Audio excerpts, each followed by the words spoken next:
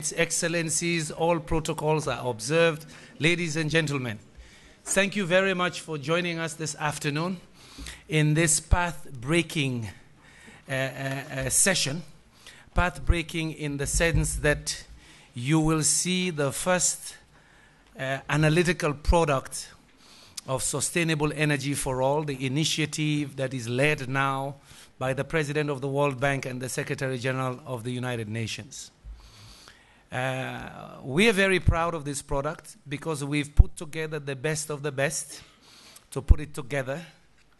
The World Bank, the International Energy Agency, together with IRENA and 15 other institutions involved in the energy space, from the practical interventions at the country level to the analysis and so on. But why do we want this report, and why is it so important to us at the very beginning of an initiative? We want to keep ourselves and all of you honest. We have established some global goals for sustainable energy, which you know. I'm challenging you here in this forum to give us more targets. Question is, how do we know if we, all of us and nations, are really honestly following this? You need a tracking system.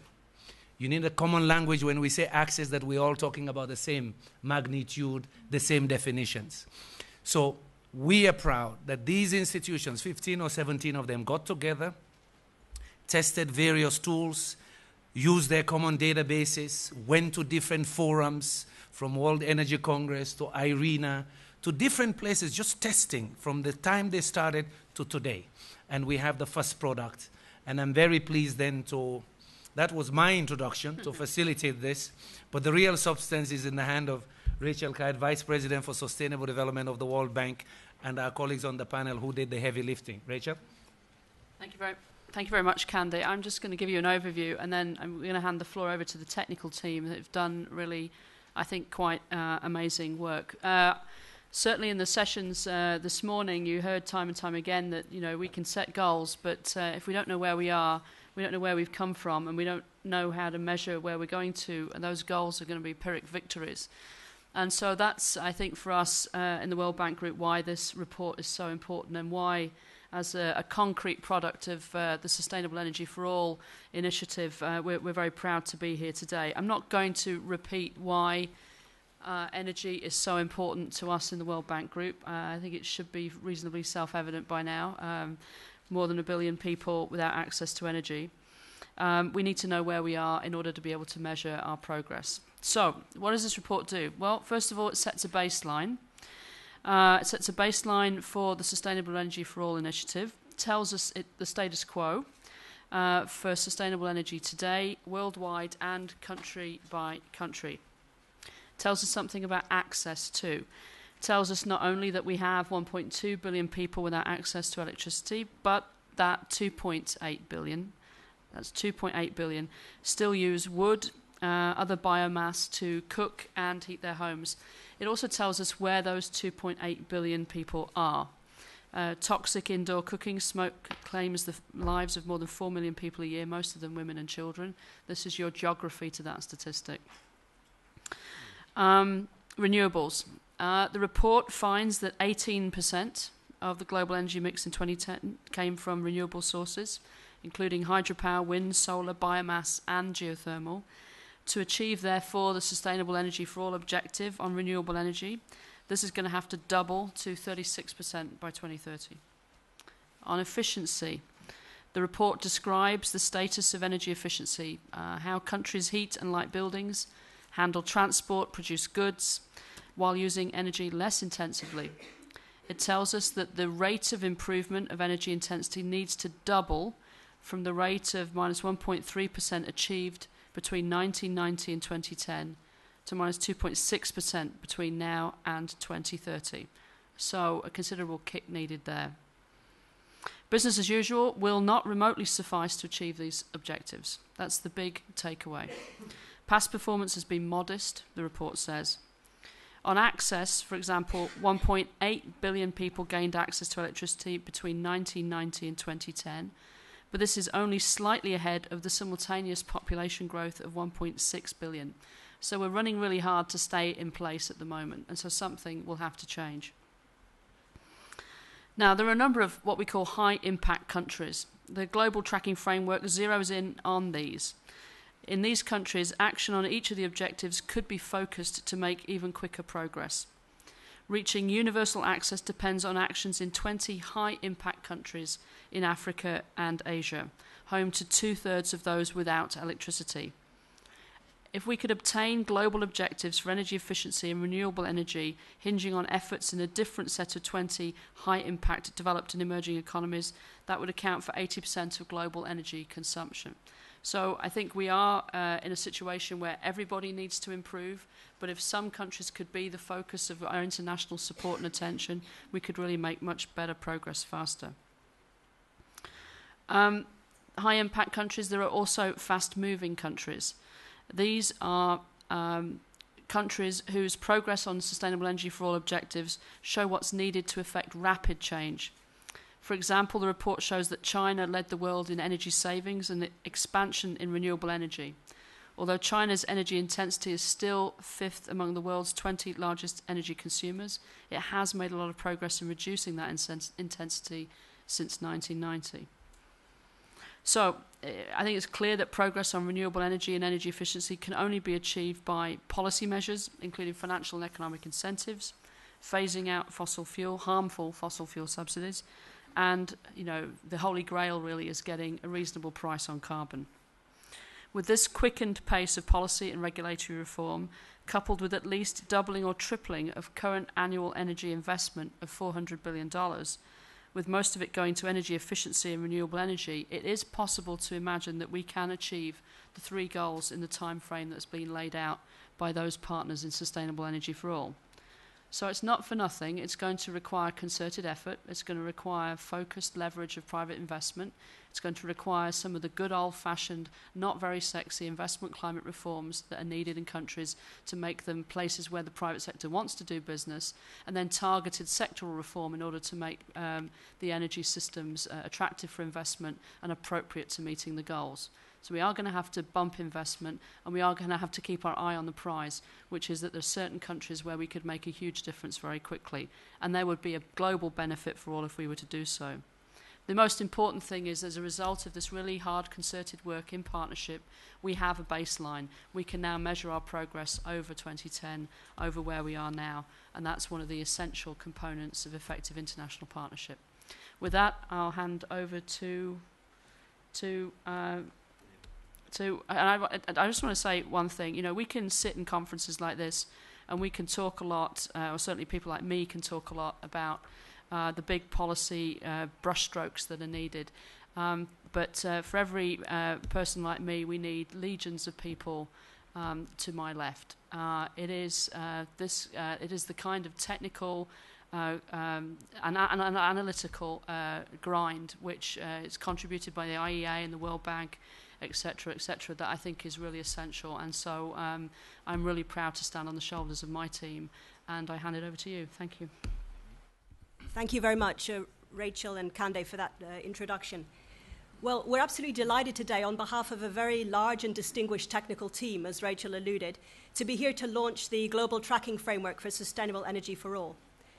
If you think about it, during the last 20 years, we've made great strides in measuring our progress on different aspects of development. We know how many people live in poverty, how many lack sanitation. We know about the trends on infant and maternal mortality and educational enrollment. But until now, we really didn't have the capacity or the platform to make similar statements about how we were doing globally on different aspects of energy performance. And that is precisely what we're here to celebrate today. About a year ago, the Sustainable Energy for All leadership realized that this was a problem and that we needed to fix it if the initiative was going to sustain the political momentum needed over the next 17 years. And they asked the World Bank, ESMAP, and IEA to coordinate a team of 15 agencies to lead this work. And that was the beginning, really, of a unique partnership with a wide range of technical experts working together. And I'd like to recognize all the agencies involved, many of whom are represented today. We have EASA, we had IPEAC, Practical Action, IRENA, REN21, UNDP, UNEP, UN Energy, United Nations Foundation, World Energy Council, WHO, and UNIDO. So you can see truly a broad and distinguished partnership. As a result of that, we now have a global tracking framework for sustainable energy for all. This framework has built a quite substantial data platform, which today has gone live and is available for the public, so that anyone can go in and download statistics on any country in the world. We're covering over 180 countries, virtually 100% of the world's population. And not only are we establishing a baseline, but we're looking at 20 years of history between 1990 and 2010 that really helped to inform us in terms of the challenge that lies ahead. The main sources of data that we have pulled together from many sources are household surveys on energy access and national energy balances. And these were based on primary data held by IEA, the UN, the World Bank, and the WHO primarily. And before we get into the nitty-gritty, I wanted to just mention that we're really going to be focusing on 4 indicators that we think really, truly capture what sustainable energy for all is about. Now, none of these indicators are perfect, and the team has many plans to improve them over time. But we feel, as of today, these are the indicators that are available and that provide a reasonable approximation to what we're trying to achieve. So for energy access electrification, we'll be looking at the percentage of population with an electricity connection in the home. For cooking, we'll be looking at the percentage of the population making primary use of non-solid fuels, such as LPG, for example. For renewables, we'll be looking at the percentage of total final energy consumption in the world that's coming from renewable sources. And finally, for energy efficiency, which is perhaps the most challenging of these to measure, we'll be looking at a proxy, which is the compound annual growth rate of primary energy intensity to GDP. And that GDP will be measured in purchasing power parity terms, a very important qualification because it ensures that the huge surge in industrial output in the developing world is appropriately valued for energy intensity purposes. So we'll turn now to each of the 3 pillars of sustainable energy for all, beginning with energy access. We found that over the last 20 years, access to modern energy has risen slightly at a sort of modest but sustained pace. We've gone from 76% access to electricity in 1990 to 83% in 2010, and that's basically less than 1 percentage point a year of progress over the last 20 years.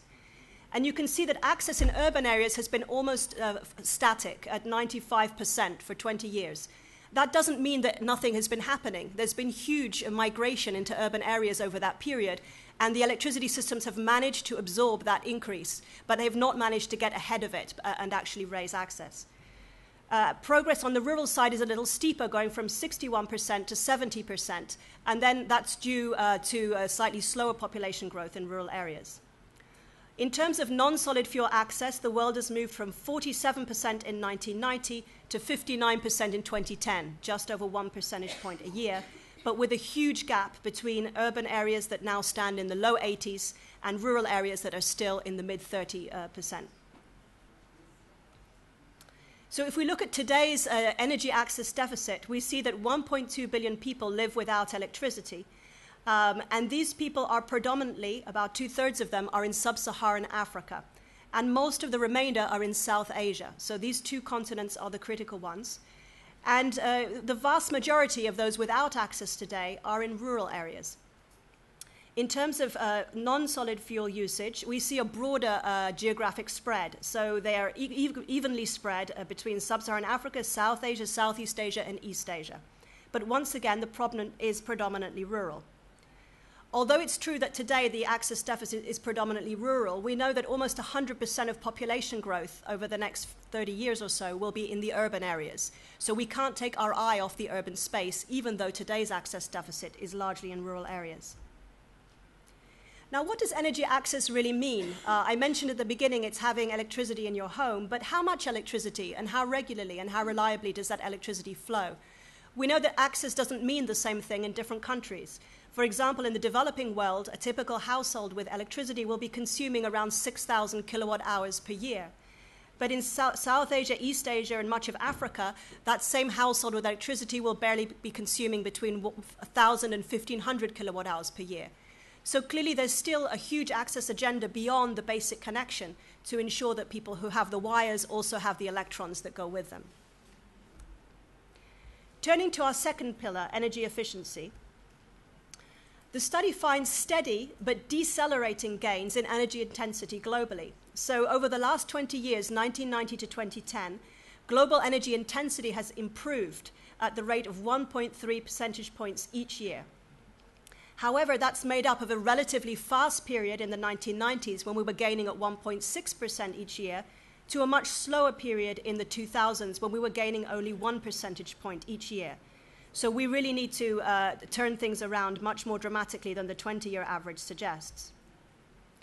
If we look across regions, we see a very different pattern of change in energy intensity. So, for example, in Western Asia, better known as the Middle East, this is the only region of the world where energy intensity has actually increased over the last 20 years. In all other regions, we see some degree of improvement. The most dramatic improvement is in regions that started with particularly high levels of energy intensity to begin with. Basically, Eastern Europe and the Caucasus and Central Asia have shown relatively rapid improvements of 2 to 3 percentage points each year.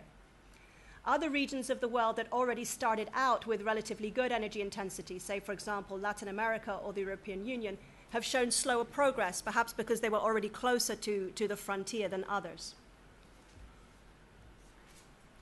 We see a very wide dispersion in terms of how countries have performed. And the most rapid improvement in energy intensity is, as you might imagine, among countries that started off with the highest levels of energy intensity. And for example, here we have a number of low and upper middle income countries here in green and blue that started out in 1990 with energy intensities above 20 megajoules per unit of GDP. And here, most notably China, which started out with extremely high energy intensity, has also shown the largest, highest rate of improvement of any of the larger economies in the world, around 5% per annum. On the other hand, up here we have countries such as Japan, which started out with relatively low levels of energy intensity. They've continued to make improvement, but obviously it's harder to make rapid improvement when you're already performing relatively well. And up here we have a group of countries whose, as I mentioned, whose energy intensity has actually increased, such as Iran and Saudi Arabia. We want to single out the experience of China because it was a very powerful finding of the report, was just the sheer magnitude of the energy savings that China has registered over the last 20 years. In this chart, we see on the left-hand side the cumulative energy consumption of these countries. And what this shows is how skewed energy consumption really is globally.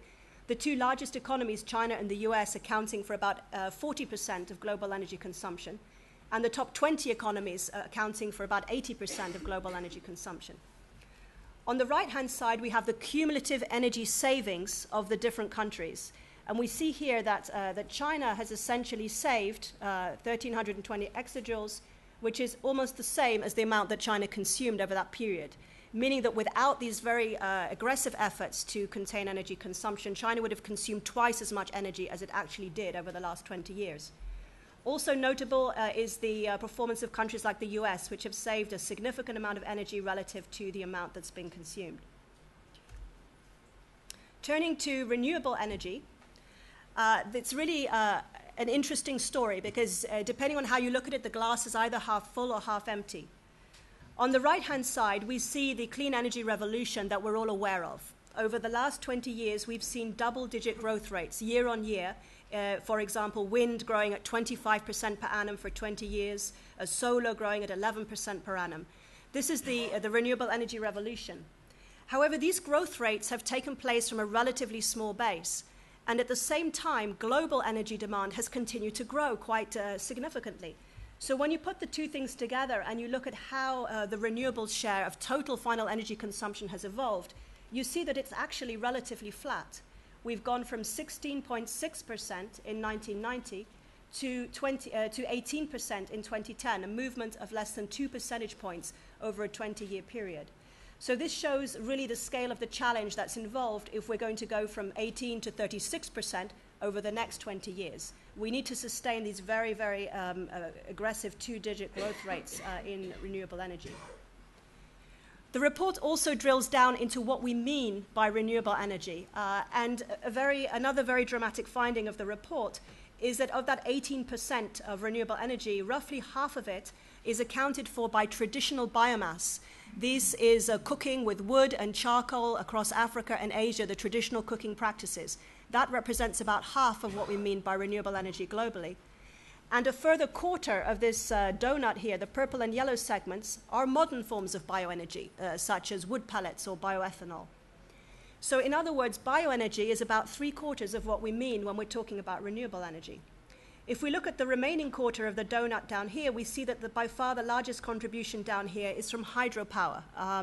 And the newer sources of renewable energy, the wind, the solar, the geothermal, if you add them all up, today represent only 1% of total final energy consumption globally. So we still have a long way to go. Another striking finding is that most renewable energy use is actually for heating and cooking. It's thermal in nature rather than electricity orientated.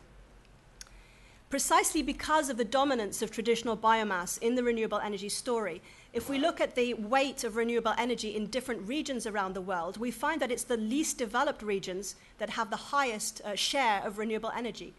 So, for example, sub-Saharan Africa, with its heavy reliance on traditional biomass, is up around the 70% level. 70% of its energy is coming from renewable sources. And areas such as Asia, South Asia, Southeast Asia, and East Asia that are developing very rapidly also have very high shares of renewable energy, but these have come down in the last 20 years as their economies have modernized, and in particular traditional cooking practices have given way to other sources of energy such as LPG. So when at the other extreme, the OECD countries, such as the EU and North America, started with very low levels of renewables in their energy mix, but have actually increased by between 50 and 100% over that time period. So if you like, there's a convergence, the developing world with high renewable shares coming down, the developed world with low renewable shares going up. When you put all that together, you find that as of today, about 2/3 of renewable energy consumption globally is in Africa and Asia. What about at the country level? What sort of levels of penetration of renewable energy do we see? Well, if we leave this traditional biomass out of the picture for a moment and focus only on modern biomass, hydro, solar, wind, and so forth, we find that the highest levels of penetration are around 50%, and they're to be found in some of the Nordic countries and in Brazil, partly due to its biofuels program. But we also see some very encouraging progress down here with countries who may have low shares of renewable energy but are growing very rapidly over time. I'd like to pass over now to my colleague Dan Dorner from the IEA, who coordinated the technical input from our colleagues there. Thank you, Vivian. Thank you, Rachel. Thank you, Cande. I should start by saying on behalf of the International Energy Agency, of course, we've been very pleased to co-lead this work with the World Bank and to work with the very many other organizations that Vivian listed that have provided really invaluable input to the report as we've been producing it, and I'm very glad, as she is, to see that so many of the contributors are here today. From our perspective as the IEA, this is very much the latest element of our ongoing support to the SE for All initiative, something which has recently been strengthened even further by the appointment of our Executive Director to the Advisory Board. Now, as I move on to this section, the scale of the challenge, I just want to start by picking up where Vivian left off. So if we look back at the progress made over the last 20 years, what can we say? Well, we can say that a lot more people in the world have access to electricity than they did in 1990. We can say that a lot more people have access to non-solid fuels for cooking than they did in 1990. And we can certainly say that we use energy less intensively than we did then, and that we consume more renewable energy than we did then. All of that sounds like pretty good news. But as has been alluded to, the world has not stood still over the last 20 years, and global population growth and global energy demand growth has played an important role. Now, in the case of modern energy access, as is shown on the left hand of this slide,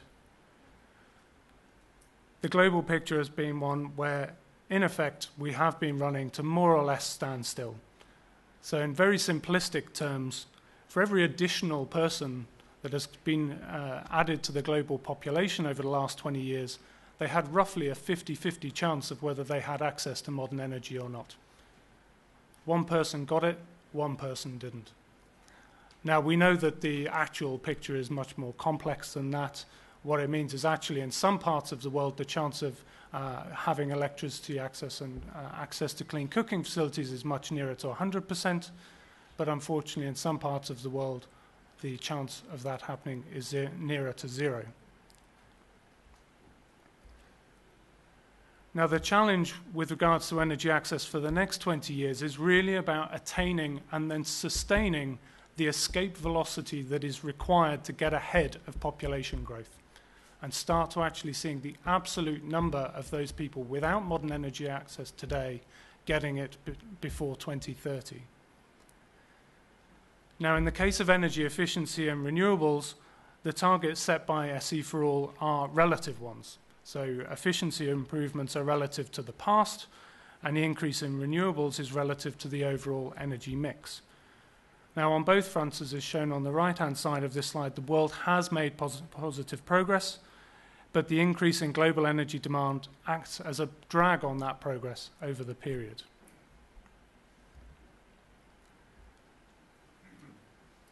So the historical analysis and the 2010 starting point are both obviously very important.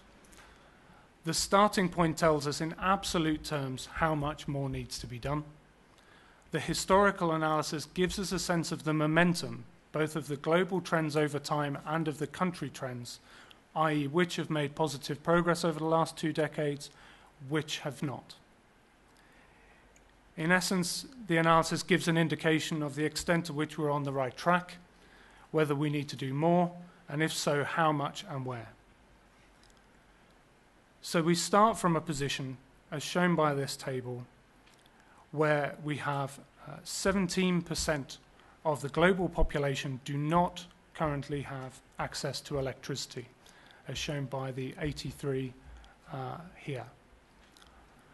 Now, 17% may not sound like very much, but actually, to put it in slightly cruder terms, it's nearly 4 times the population of the United States today. And in the case of not having access to clean cooking facilities, so relying on non-solid fuels today, the number is actually much larger. It's 41% of the global population doesn't currently have access to these clean cooking facilities. As you know, the target in both cases is to attain universal access by 2030. Now, in the case of energy efficiency, as Vivian's shown, the average over the last 2 decades has been an annual improvement of 1.3%. Therefore, the target that we're looking to achieve is to improve that average to being an improvement of 2.6% per year between now and 2030.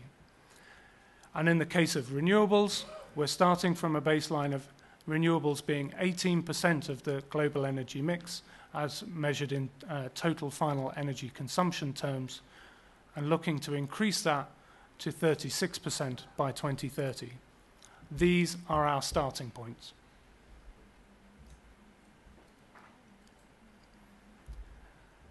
Now, we do some analysis within the report where we look at so-called high-impact countries. Why do we call them high-impact countries? Well, put simply, when you look at these 20 high-impact countries across these different categories, they collectively account for between 65 and 80% of the global challenge, and therefore can hold a key to meeting the global targets in SE4All. In the case of those currently without access to electricity and cooking with non-solid fuels, countries such as India, Nigeria, Bangladesh, and Ethiopia are high up on both lists, showing that the focus really is on parts of Asia and sub-Saharan Africa. In the case of renewables and energy efficiency, this is really just an illustrative function of those countries that currently consume the most energy. And just picking out some of the countries on this list, it's clear to see that actually the relative opportunities vary somewhat by countries. So with regards to Brazil and Canada, for example, they already have a high proportion of renewables within their energy mix, but there may be scope for them to do more on energy efficiency. China is actually adding a lot of renewables capacity, but it still remains a relatively energy-intensive economy, even despite the big improvements it's made over the last 2 decades.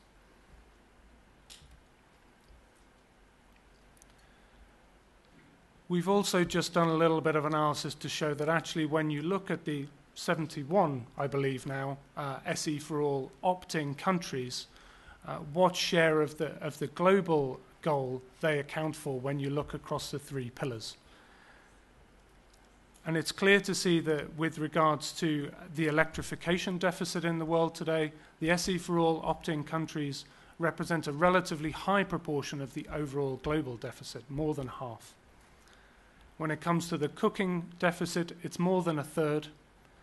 But when it comes to the renewables and energy efficiency side of things, as loosely compared on energy consumption terms, the proportion is much lower.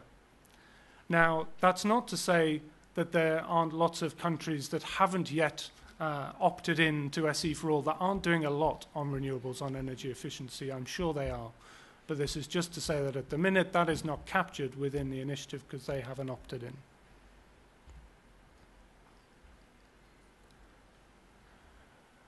And this table is really just intended to show that on all fronts, the rates of improvement that have been attained by some of the fastest moving countries over the last 2 decades are double, treble, or even higher than the global average. Therefore showing that actually much more on all of these fronts can be done and has been done in many countries over the last 2 decades.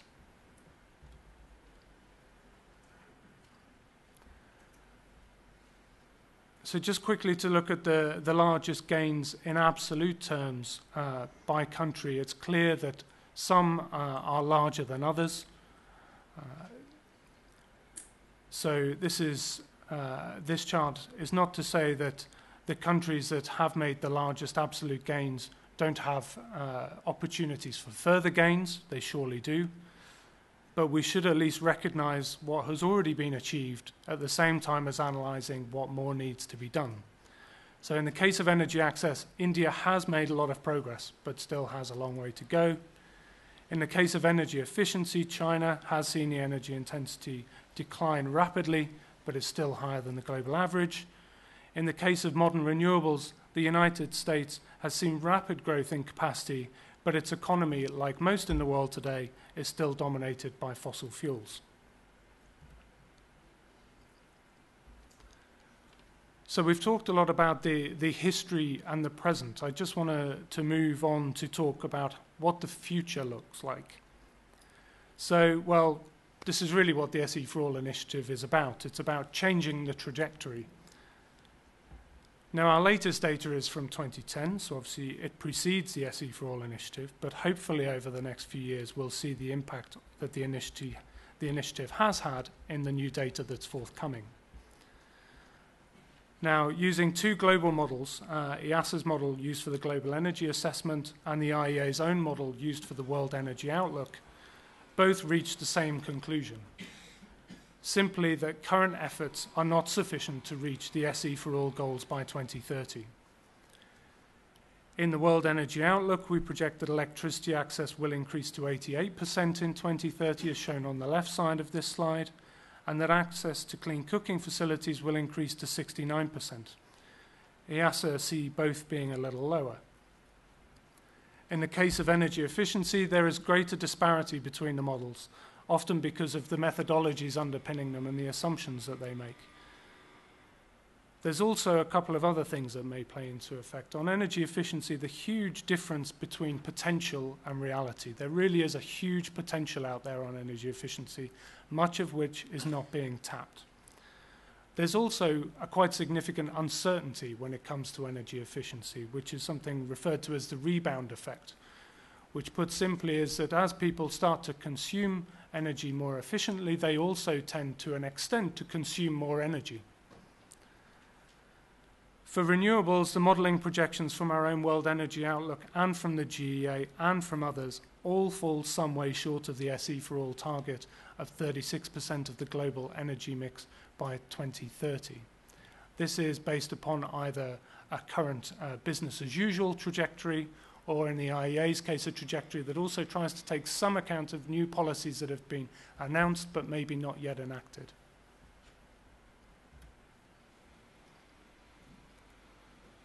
So what does this really tell us? Well, it tells us that achieving the objectives will require both bold policy action and a significant increase in the levels of investment that we expect to see.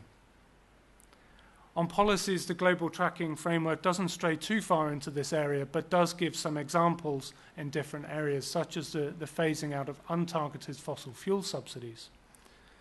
On investment, it's a little bit more specific. So based on World Energy Outlook analysis, we find that at least an additional 600 billion per year on average is required between now and 2030. That's on top of the 400 billion plus that we expect to already happen. In the case of the GEA model, the numbers, as you can see on the chart, are even higher. But I should emphasize a point here that these costs are not spread evenly across the goals of the SE for All initiative. So universal access to clean cooking facilities under the WEO model requires an extra 4.5 billion per year. Electricity access requires an extra 45 billion per year, whereas renewables requires an extra 175 billion and efficiency an extra 400 billion. Very big differences. It should also be remembered in quoting what seem like very large numbers that, especially in the case of energy efficiency investments, often these have very short payback periods and do more than pay for themselves over the lifetime.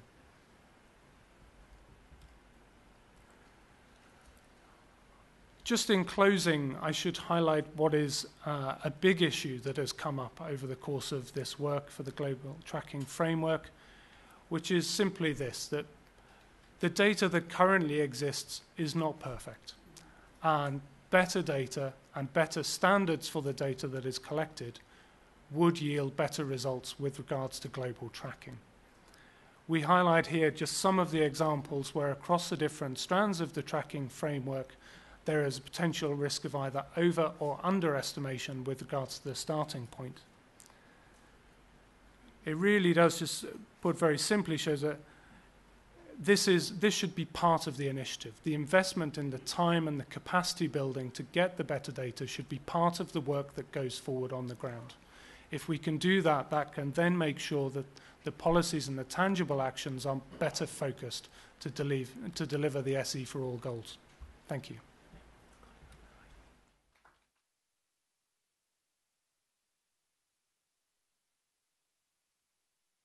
Simon?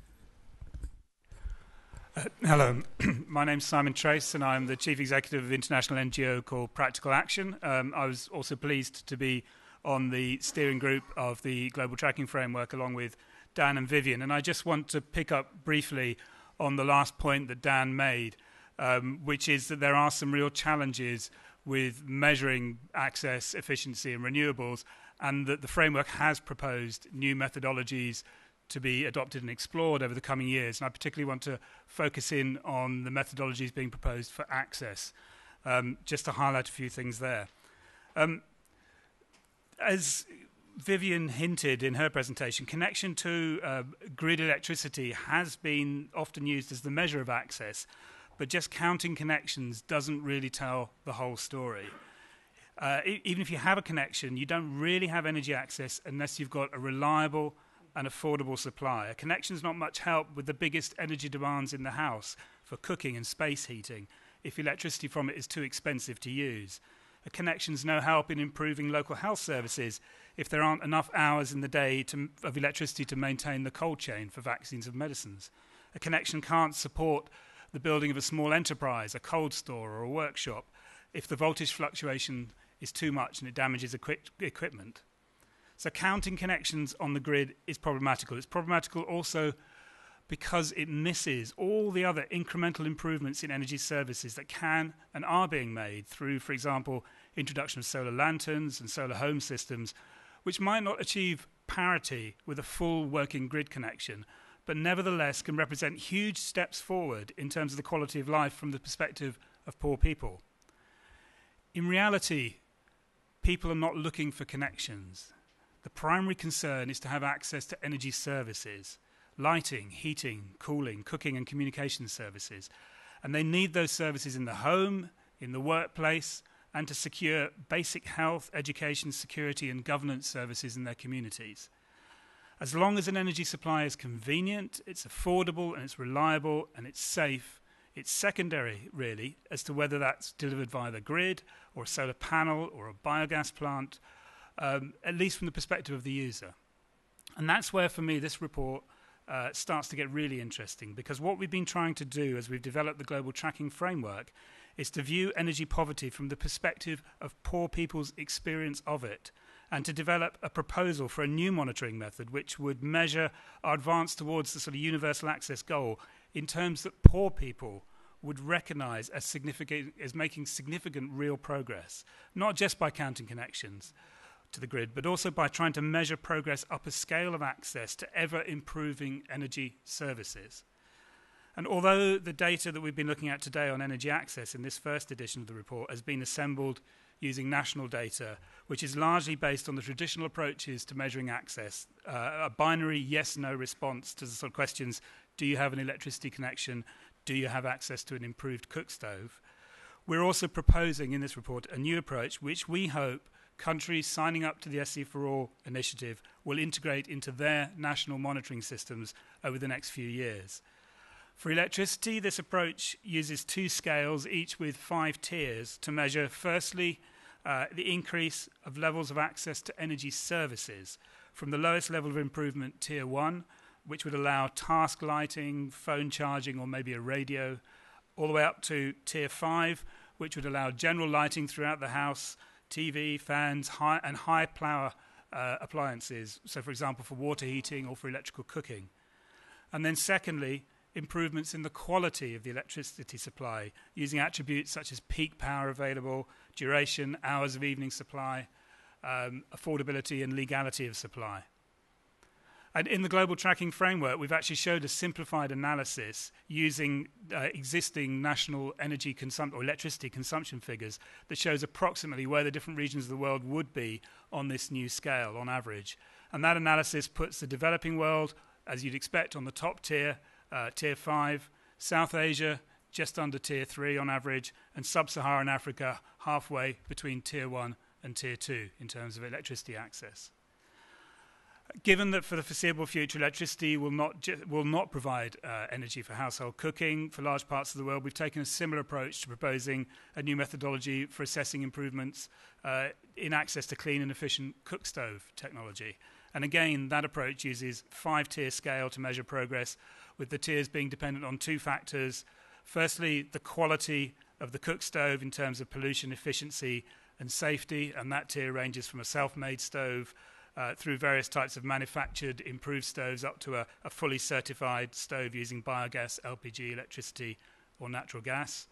And secondly, a measure of 3 sort of non-technical factors which actually determine whether the stove delivers what it's supposed to in terms of improvements.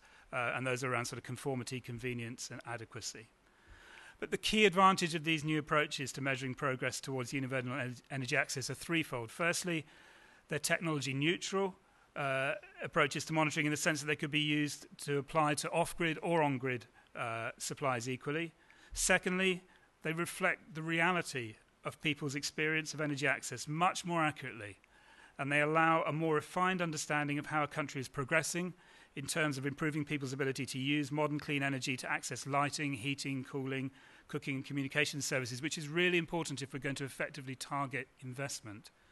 And then finally, they're as applicable to countries who have good grid penetration and are now focusing on improving the quality of the supply as they are to countries that have got very low rates of connection to the grid and are having to move large numbers of people up onto the first rung of energy access.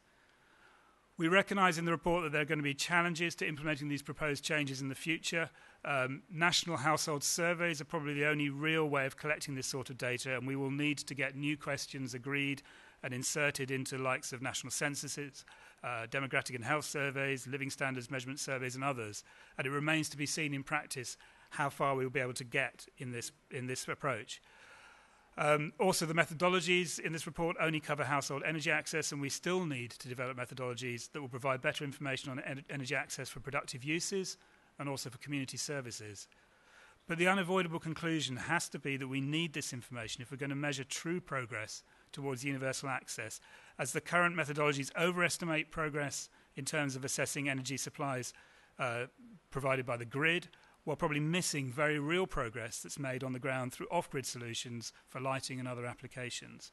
And hopefully over the coming sort of 3 or 4 years, we're going to see further developments in these proposals leading to an increased number of countries adopting these tiered approaches to measuring, which will in turn lead to more accurate and more useful data on national and global energy access statistics in the future. So from my perspective, although I'm really excited with the publication of the report today, what I'm really excited about is how much more this could potentially tell us in 3 or 4 years' time.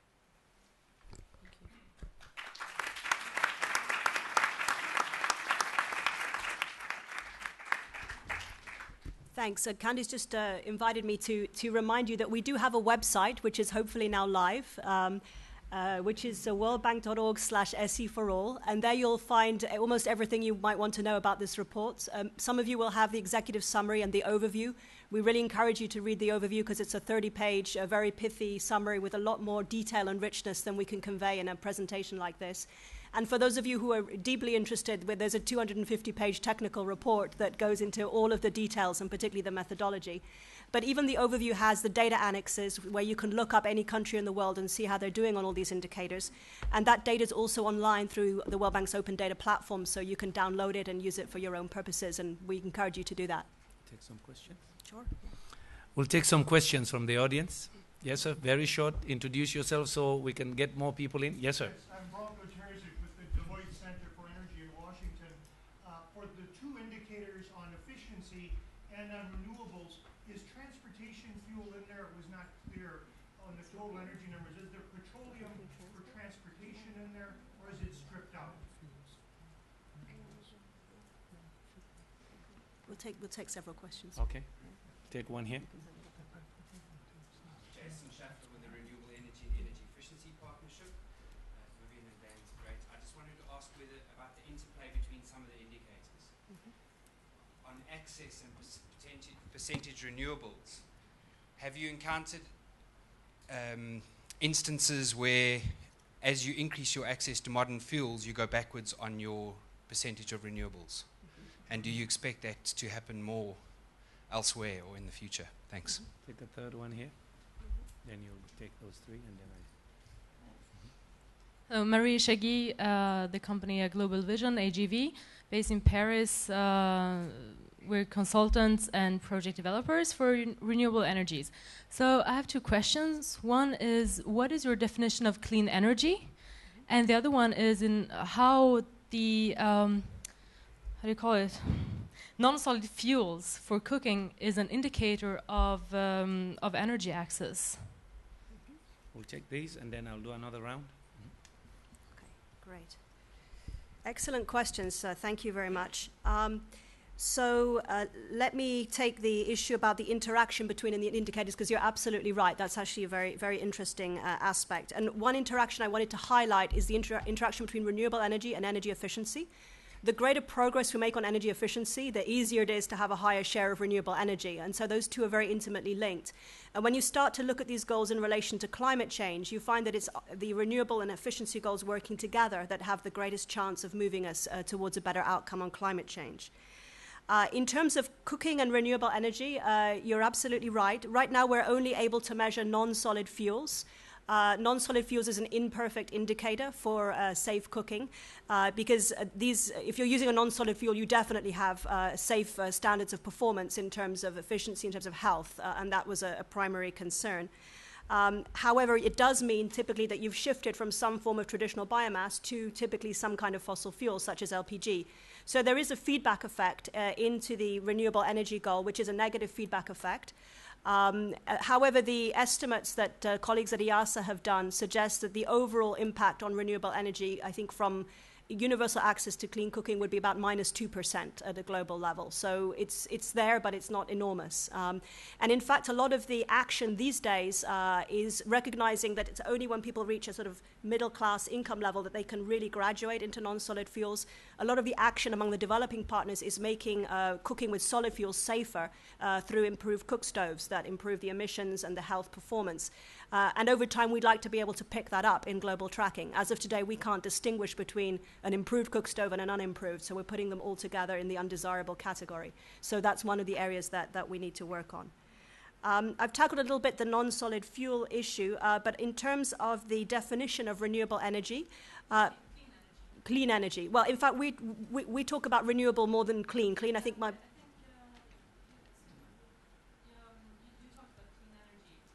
We may have been using the terms clean cook interchangeably. stoves for cooking. Clean cook stoves. Clean energy and some of your graphs, and I know that some companies use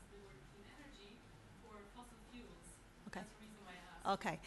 We may have used the terms interchangeably in the presentation, but in fact, the report focuses very much on renewable energy. That's what the SE for All goal is about. We define that as being all forms of energy that are naturally replenished. So it includes biomass, it includes hydro, wind, solar, geothermal, all of the possible sources of naturally replenished energy. One of the issues we faced is whether renewable energy is in fact also sustainable. And this came up in the context of traditional biomass, which, as you can see, is about half of what we're talking about. And the renewable energy experts were very conscious that often traditional biomass use is not sustainable, for example, when it's associated with deforestation practices. And one of the limitations that we have today is we cannot distinguish between sustainable and unsustainable forms of renewable energy use. So that's an issue that we've flagged for the medium-term agenda in terms of trying to improve this. What it means is that our renewable energy measure is actually an upper bound because it includes all forms of renewable energy, but is unable to distinguish between some of them that may be unsustainable. So 18% is actually an upper bound on where we are. Dan, did you want to? Yes, I just wanted to pick up on a couple of those points with regards to the gentleman's question around whether transport is included. Both of the tracking measures for energy efficiency and for renewables are on a total final energy consumption basis. So it's on the final energy sectors. So that includes transport on both counts. Also, just picking up on the point about the interrelation between the different goals. Overwhelmingly, the interrelations between the goals are positive, but there are some negative feedbacks. On the cooking front specifically, I mean, obviously, some people can move to LPG. It is referenced within the report that actually, within the World Energy Outlook, we've done an Energy for All case, where we've tried to model how many of the people moving towards more modern cooking facilities and fuels would move towards LPG, and how many of those people who got electricity access would get that electricity access from fossil fuels versus renewables. And actually, when you look at it overall, on the cooking front, because actually in global terms, the volume of LPG that is consumed is relatively small, and actually on the electricity front, because the vast majority of people you're giving electricity access to are in rural areas that rely more heavily on renewables, the overall is that actually, even if in this Energy for All case, global CO2 emissions would increase by less than 1% than what you would otherwise expect. Another set? Thank you. Pat Lerner, Greenpeace International. I was wondering if the $50 billion pledged in Rio a year ago is captured in the financial flows, and if it's disaggregated according to what amount is capacity building. And secondly, is one of the high-impact countries that was identified as India, and I was wondering if they're now an opt-in country for sustainable energy for all. Thank you. Yeah, at the very beginning, it was stated that the purpose of this report is to keep everybody honest. Well, for those who are here, that may be possible, but for those who are not here, who have no interest, for instance, in the United States, we have a lot of debates regarding renewable energy, there is a lot of debate whether we should actually have, we should follow what the scientists are telling us.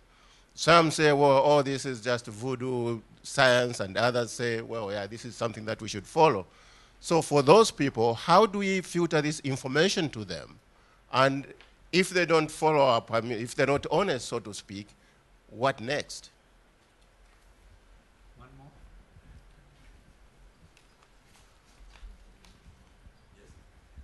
more. Thank you. That's an excellent report. Congratulations. So my name is Liu Hen from China-based UNIDO International Center on Small Hydropower. My question is to as you mentioned, some countries may place very important roles like China, India, USA, and also Brazil sometimes for the energy access and also for energy intensities. So how you report to make the impact of these countries' policies and to improve and also to meet the global goals? Thank you.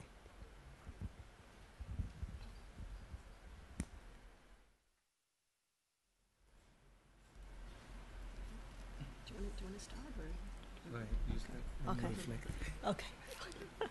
Very good. I'll take up one or two of the technical points, and Kande's reflecting on the political questions.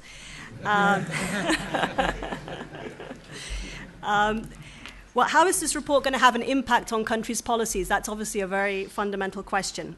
We think that's going to happen in a number of ways. First of all, we think that by identifying who the high-impact countries are, we can help to sort of target efforts globally towards what's happening in those countries to make sure that we really apply action where action is going to have the greatest impact. Secondly, by identifying the fast-moving countries, we think we've found the countries who've cracked it already in the past. And those are the countries that we all need to learn from. So as a sort of follow-up to this process, we plan to investigate in more depth the experience of the fast-moving countries. How did they do it? Why were they successful? Was it very strong public funding? Was it harnessing the private sector? Was it their policy environment that made the difference? And through the SE4All initiative, we would like to promote interaction between policymakers in fast-moving countries, those in high-impact countries, and others, so that we can really spread around that know-how more broadly. And thirdly, we think it's useful for policymakers at the national level to have this framework of benchmarking, because now countries can actually see where they fit in. They can see their own statistics, they can compare it to their neighbors, to their peers in other parts of the world. And that should help to inform national decisions about what appropriate national targets might be in different areas. So from a number of standpoints, we think this report has a lot to offer policymakers. And just on a point of information, the SE4All, the Rio Plus 20 pledges are not included in the 400 billion, which is a historic number for 2010. No, I think there's just one point that I'd make on the policies front, which is really that, I mean, you highlighted there that there's a couple of countries that have made really great progress over the last 2 decades. Different countries have made progress on different fronts. But part of the initiative going forward really needs to be to take the best practice of those countries that have successfully improved energy access, energy efficiency, level of renewables, and try and make those policies more broadly adopted in countries where they don't currently exist. India is an opt-in country in the sense that India is working very closely with Sustainable Energy for All. As you know, they have over 300 million people who still lack access to modern energy services. They are opt-in, but they're also a country where we're also looking at basic, simple technologies they have in rural areas for use, for example, waste-to-energy projects, gasification technologies that we're also looking at a source for taking good technology and simple, affordable technology to other developing countries. We're working with Terry, with Dr. Pachari and his team under the initiative Lighting a Billion Lives to provide simple, cheap solar power technologies using some of the joint techniques they've also learned from microfinancing to open up mini grids in communities and so on. So India indeed is not only an opt-in country, but is also an active player in seeing how we move the Sustainable Energy for All initiative forward. I'll do some answer to the question about the United States, but maybe my colleague Rachel could help me. For the United States and the very rich countries, where the tracking report is one thing, but we're coming out with another report. And here we are going to partner with other players like the World Economic Forum, my dear friend Chris Fry, and others in the World Energy Congress. We want to look at one of the indicators we're looking at now is the Global Energy Architecture Performance Index of the World Economic Forum, where countries are trying to achieve growth, energy security, and sustainability. And we're going to rank them. The World Economic Forum with Accenture and others already working on this.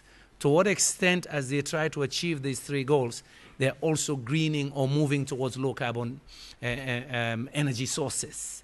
And we will rank them. We will also look at what is working where. So there will be a messaging for the OECD countries and middle-income countries. We will also partner with the Clean Energy Ministerial, which is led by the United States. The 22 countries in that group account for 80% of greenhouse gas emissions. They also account for 90% of the investments in renewables and clean energy technologies. So we have to deal with those 22. They talked about fast movers. We are also talking about the critical mass of countries that can really make the clean energy revolution happen. And you must deal with those countries in the Clean Energy Ministerial. We're working very closely with them as well. For example, under the Clean Energy Ministerial, we've established a knowledge center at NREL in Colorado, where you can phone in. A minister can phone in and say, I'm considering to do a feed-in tariff in my country. How do I begin it? And people can pick up that call and answer. So we have a knowledge center already established under the Clean Energy Ministerial, where again we're compiling a lot of information, what is working. Even in those rich countries, they need to share information because particularly on energy efficiency, our biggest headache, it's not moving as fast as it should, given the technologies we know, the practices we know that we have to undertake. So the messaging is not only on the access side, but we also want to influence the rich countries, and the initiative will be particularly focusing also on those countries. But as you know, it's a little bit more complicated there and the investments are bigger, but we see it as opportunity for real transformation. So yes, we'll have messaging as well, and hopefully, I know you're in the US Academy there, you'll help us with the media to take the message forward. But there's a difference in the narrative. The Inconvenience Truth had one line of narrative. Our narrative is narrative of opportunity, that these are investment opportunities for jobs, for new technologies, and new ways of doing business. So our narrative will be one of opportunity, that things can be done, but also, of course, regulation matters here. Any more questions? Well, oh, there's one at the back, please. Oh, there are two.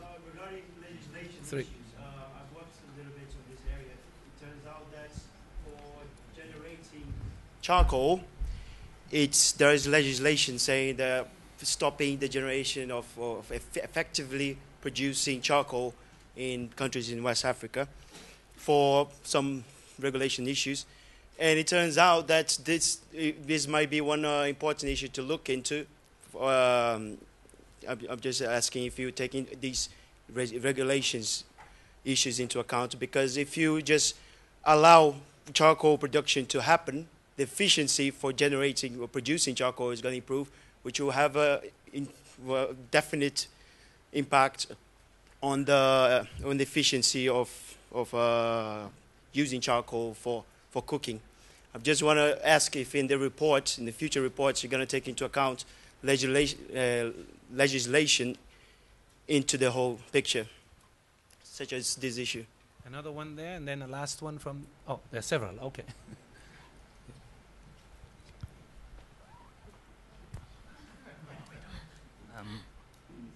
Alessandro Flammini from FAO Energy. We estimated that energy going into the agri-food chain is 30% of the global end-use energy, and there are very important opportunities, not just linked to technology, but also, for example, in changing diets rather than changing agricultural practices that could really give deliver in a very short time frame. I was wondering if and how you took this into account in the global tracking framework, and if at some point you're going to also have a sectorial approach to the tracking framework. Thanks. Second one there. Yeah, hi, it's Carlos Dora from the World Health Organization. In terms of the accountability and transparency and facilitating that people understand the message and don't hide behind some numbers, I think we have a very close link between both access and efficiency to public health, which are, in the data on public health, are widely available. Efficiency is air pollution-related mortality, over 6 million deaths a year, and access to energy, for example, to healthcare facilities. And what does that mean?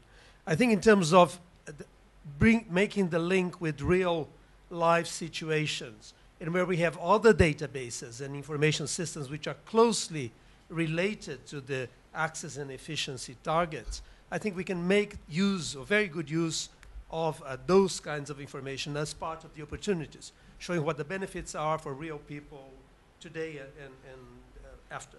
So I think that would not only add understanding of what does that mean for the normal folk, but also add another set of information, which is, if you want, independent from the energy, but is closely related, that can add accountability to the whether we're achieving what the goals of sustainable energy for all want. Okay, last one from here. From the Energy Initiative, we're acting as the Secretariat of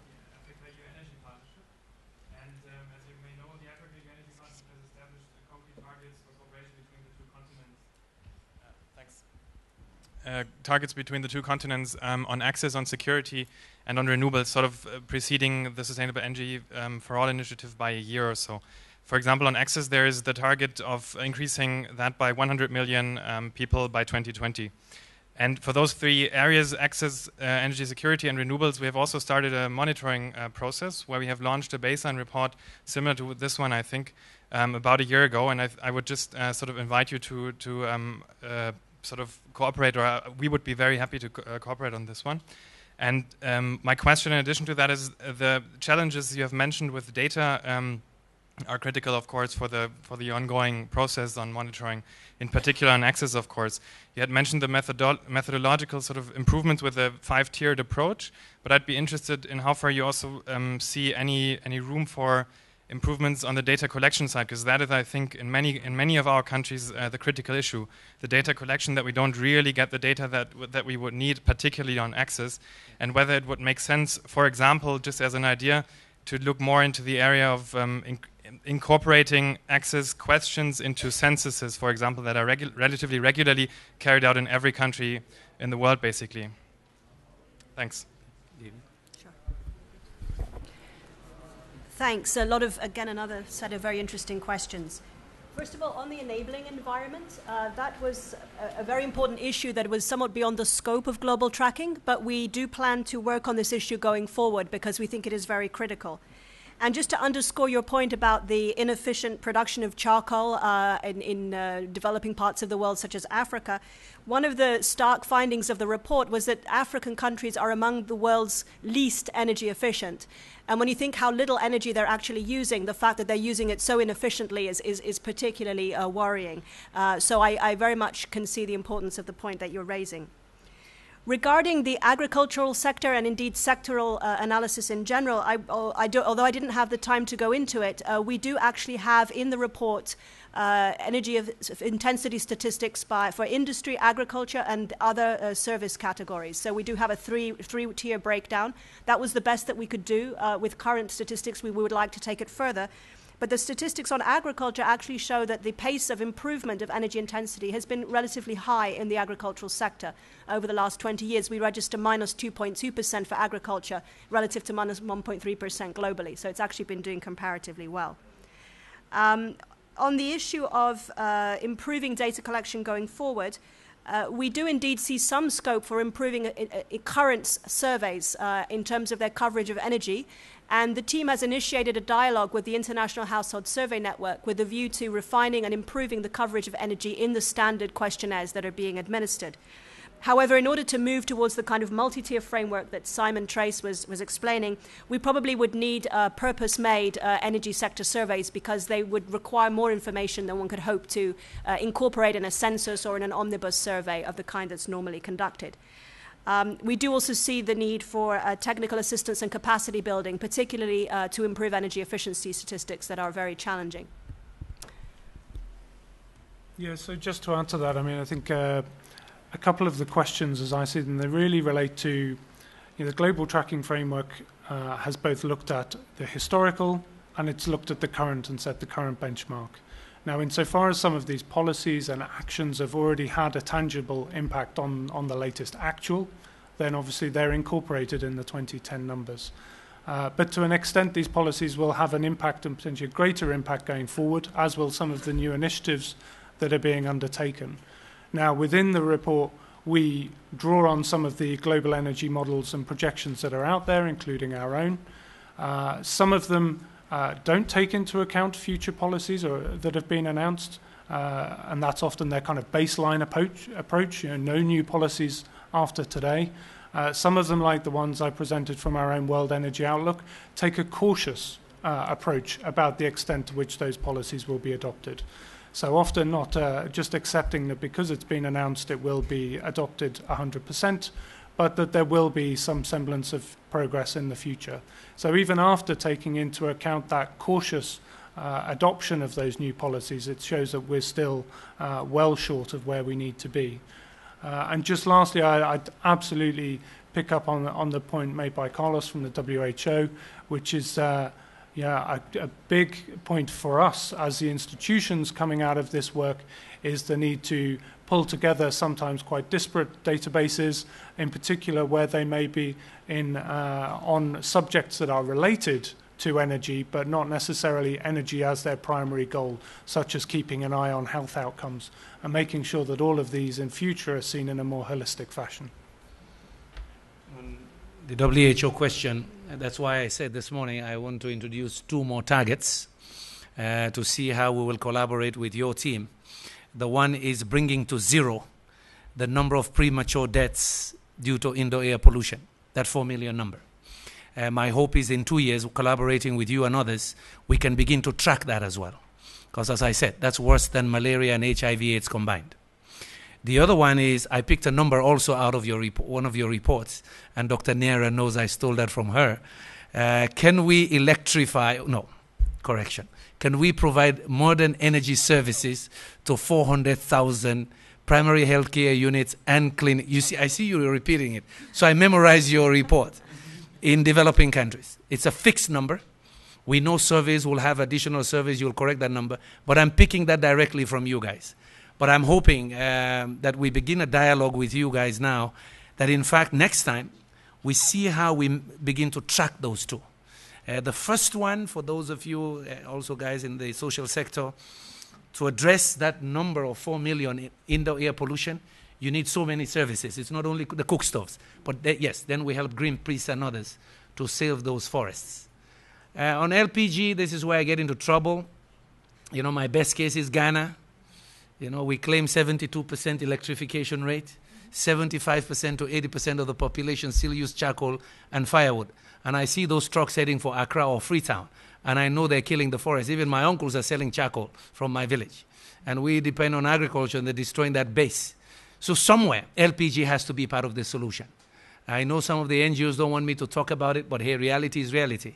I'll save the forests, I'll save women's health, and I use that instead of they just burn the gas or something else. So I hope we will have an understanding as we look at the reality of our people in poor countries, that all solutions must be on the table.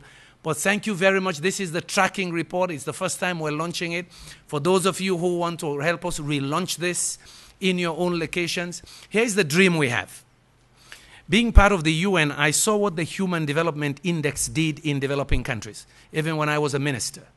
It gave the voice to civil society groups to also talk to their countries, to their policymakers, simple indicators. Our dream with this tracking report over time is to do the same, that we give numbers that civil society can go to their governments and say, hey, according to that tracking report, not me, you're not doing as well as you're supposed to do based on the ranking. Simple indicators, women's health and so on. According to the report, Liberia is doing better than Sierra Leone. And yes, let's have a discussion why Liberia is better. So this is the idea. We want to empower you with numbers, but we need that capacity building to collect the right numbers. So it's a good point, and so far this report has shown that even with aid money, NGOs and others, we have to teach folks to collect that data and make governments collect it. Otherwise, it will just be blah, blah, blah. Thank you very much. Good luck.